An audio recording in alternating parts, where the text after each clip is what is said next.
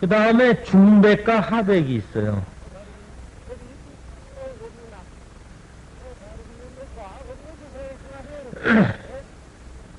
앉았다 일어날 때 일어나지 못한다라는 거 있죠. 통증이 있어도. 그때 중백을 쓰는 겁니다. 그럴 때는 후추혈이라고 있어요. 후추 수형. 후추 수형이 있는데 저 같은 경우는 거의 후추에서 그냥 한 개만 씁니다. 수형은 따라가질 않아요. 그러니까 제대로 쓰면은 후추에서 다 끝나지 수형까지 갈 이유가 없어요.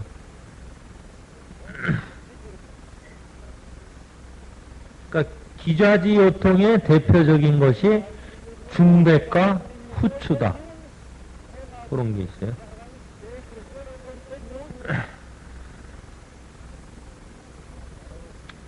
중백이나 하백은 어떤 경적으로 쓰냐면은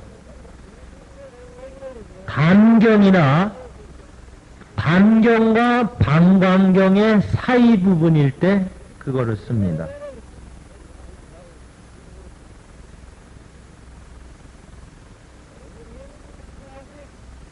그리고 중백은 어떤 때 쓰냐면 신호요통에도 써요.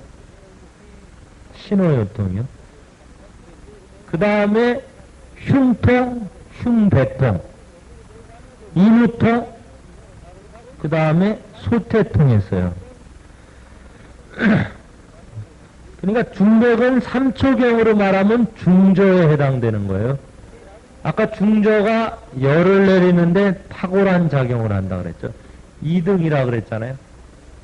그렇기 때문에 흉통이나 흉배통이나 인후통이 있는 그러한 사람의 허리가 아프거나 디스크에 이거를 선택을 하는 겁니다. 그러니까 중백을 쓰려고 그러면 그런 증상이 있는가? 그러니까 3초경으로 말하면 상초에 열이 있는 느낌이 있는가를 확인을 하고 쓰시면은 월등히 그냥 쓰기가 편할 거예요. 그러니까 동시침이 뭐 해줬다? 그러니까 그냥 아무거나 그러면 허리 아프면 허리 아픈 거야. 한 20개, 30개의 종류를 그냥 다 꼽아놓고 또 안 되면 또 이거 꼽고 이렇게 하면은 너무 힘들어요.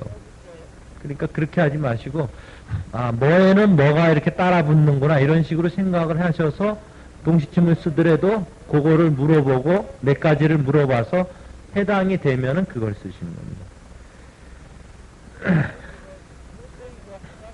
신호요통이라는 건 저번에 말했듯이 항상 은은하게 아프면서 무겁다라는 거를 항상 호소합니다. 일반적으로요.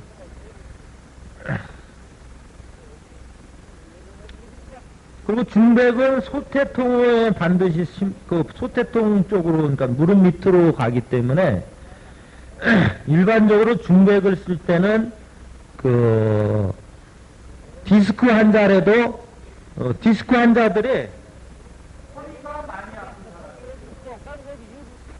이쪽이 많이 아픈 사람이고 엉덩다리가 많이 아픈 사람이고 허리가 이게 많이 아픈 사람. 그러니까 그거를 잘 기억하셔서 중백은 대체로 허리와 무릎 밑으로 그걸 호소하는 사람들한테 쓸 때 확률이 높습니다. 어차피 대부분이 이거는 선택이에요. 선택이요. 그러니까 여러분들이 진단을 확실하게 할 수 있으면 좋으니까 그런 식으로 좀 개념을 가지세요. 그러니까 중백은 특히 똑같이 허리 디스크 환자라도 요각통이라도 무릎 밑으로 통증을 많이 호소할 때,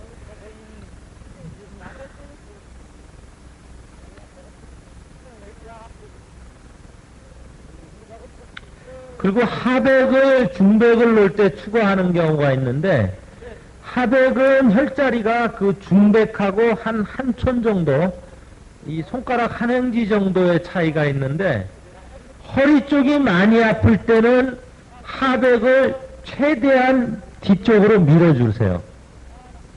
그러니까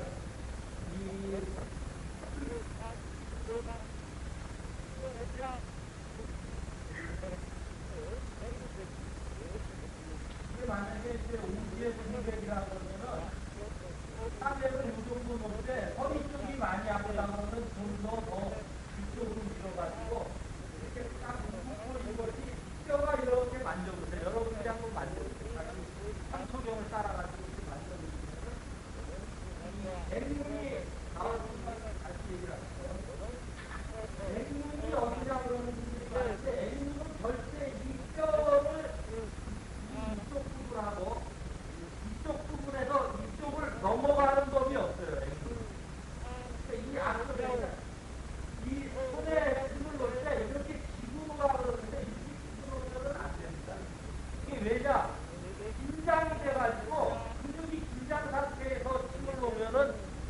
절대적으로 그게 침이 부드럽게 들어가질 않아요. 그래서 여러분들이 손에 침을 놓을 때는 반드시 환자보로 약간 구부리라, 약간 그냥 구부린 정도, 요렇게.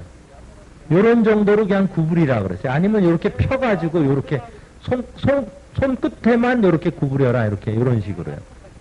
그렇게 하시는 게 제일 좋아요. 그래서 놓는데 앵문은 반드시, 앵문이 아주 또 재밌는 혈이에요. 그러니까 앵문도 여러분 나중에 좀 써보세요. 근데 앵문은 반드시 여기 부분 앞쪽으로 놔야 되고요. 이제 중백은 여기를 넘어가야 됩니다. 경우에 따라서 중백이 요 선까지 거의 육박하는 경우도 있어요. 이렇게요. 이런 식으로 육박을 합니다. 근데 여기서 이렇게 만져보면 산을 넘어가지고 만져보면 움푹 들어가는 첫 번째가 있어요. 거기가 중백혈이에요. 그러니까 중저입니다. 여러분이 같이 만지셔야지 됩니다. 이렇게 손을 넣어가지고 움푹 들어가는데요. 그게 중저고, 거기서 쭉 올라가면은 이렇게 중간에 다시 하나 움푹 홈이 파요. 혈자리 느낌이 딱 와요. 그게 하백이에요. 근데 허리 아플 때는 거기서 더 밀고 가라는 거예요. 더 위쪽으로 올라가면은 뼈가 거의 끝나는 부분쯤에 있어요. 그 홈이 아니라, 혈자리가 아니라 뼈가 거의 끝나가는 부분에 이렇게 만져보면은 혈이 또 하나 나타나는 경우가 있어요. 그러니까 허리가 아픈 사람은 그 부분이 상당히 선명하게 나타납니다. 그러니까 그 부분에다가 허리가 아플 때는 그렇게 놓으라는 거예요. 그러니까 다리 쪽이야 많이 아플 때는 하백을 중백 쪽에 가깝게 놓고, 허리 쪽이 많이 아플 때는 하백을 중백에서 멀리 가게끔 놓으라는 얘기예요. 그 다음에 상백이 있는데, 상백은 아까도 얘기했지만은 이 디스크에서 그 무릎 밑으로 아픈 경우에 그때 상백을 놓을 수가 있습니다. 근데 그게 방광경상으로 가요. 방광경상으로요. 그러니까 방광경 쪽으로 통증이 올 때는 상백을 놓는 게 좋고요. 근데 이 상백이 목 디스크에 상당히 잘 들어요. 근데 목 디스크가 아까 얘기했듯이 이 엄지, 검지, 첫 번째, 두 번째 손가락에 쪽으로 문제가 오는 디스크에는 잘 들어요. 그래서 이것을 응용을 어떻게 하냐면, 완관절이 아파가지고 왕관절 통증이 올 때 엄지, 검지, 그러니까 첫 번째, 두 번째 손가락 쪽으로 오는 그 대장경의 양계혈 쪽으로 이렇게 그 왕관절의 통증이 올 때는 상백을 놔도 잘 듣습니다. 근데 여러분들이 한달 보다 보면 목 디스크도 오고 허리 디스크도 오고 그러죠. 목 디스크하고 허리 디스크는 제가 볼 때 같은 병이거든요. 왜 그러냐면은 이제 어떤 분이 목 디스크와 허리 디스크와 와서 그쪽으로 얘기해가지고 이렇게 삐뚤어졌다고 가정을 합니다. 그러면 이 상태에서 이러고 못 걸어 다니니까 반대로 걸을 수밖에 없어요. 이렇게 목을. 그러니까 척추는 같은 한 선이니까 결국 이렇게 가면 이렇게 가고, 이렇게 가면 이렇게 간다. 그래서 제가 경험해봐는 바로는 허리 디스크가 오래된 사람은 반드시 목 디스크가 오고요. 목 디스크가 오래된 사람은 반드시 허리 디스크가 옵니다. 거의 뭐 저는 한 20년, 30년 된 사람들이 많이 오니까 그분들 다 보면 그래요. 그래서 이 상백은 특히 목 디스크, 허리 디스크가 있는데 허리 쪽으로는 허리 디스크 쪽으로는 무릎 밑이 많이 아프고, 목 디스크로는 1, 2지 쪽으로 이상이 올 때, 예, 그때 많이 씁니다.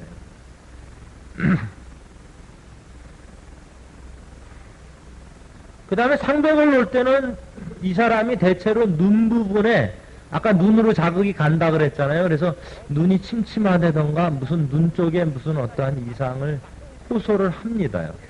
그래서 그거까지도 상백을 놓을 건가 말 건가 할 때는 그런 거를 좀 하세요.